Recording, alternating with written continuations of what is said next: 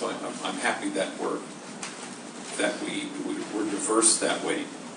But now that I know what your question is about, I think what happens a lot of times is that we disqualify ourselves. We think, I'm white, I don't have any visible tattoos, I don't, never been to prison as somebody who actually stayed there overnight, you know. Then we disqualify ourselves in terms of our ability to be present. And that's the whole point of kinship, because it's not about service provider or service recipient. It's about the pulse, and can you receive people, and can you listen, and can you be reverent for how complex this situation is. And everybody can do that. And so first step is for us to decide not to disqualify ourselves because of our differences, but to only seek to recognize how we are in this together. And that seems to be the key. How about one last question? Gary, go for it. All right. Thank you so much for coming and being with us tonight. I think I'm like very impressed with your ministry, but I'm more impressed with your spirit and your steadiness and your hope and your love. It just seems so consistent. So I'm curious how you got that. Really, you tell us so often in your book, sit in God's love, how you do that, what your spiritual practices are, how you maintain a hope when you've seen so much suffering.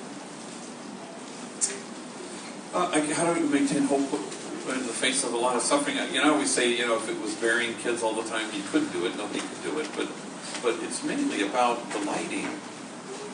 And when Dorothy Day she brought this from Ruskin about the duty to delight, and I always find that really helpful because it keeps you focused on today.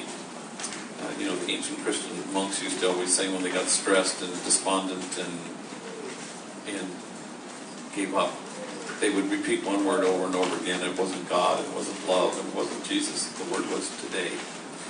And I find that that's sort of a key thing for me at the moment, to be able to stay exactly here with exactly the person who's in front of you, and then ready to delight in people's own discovery of their goodness and gifts and talent. And that opportunity happens only all the time at Homeboy Industries, if you're there to see it. And it's hard to be away because I feel like it sort of connects me to myself to be there.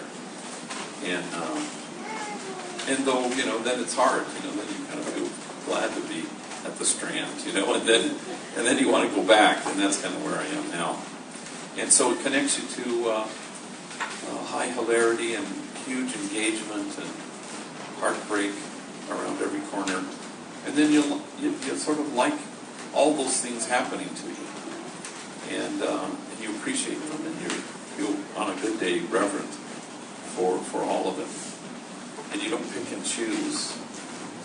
And it's always 2 steps forward and 9 steps backwards. And the texting today, just some of the most heartbreaking stuff that you're almost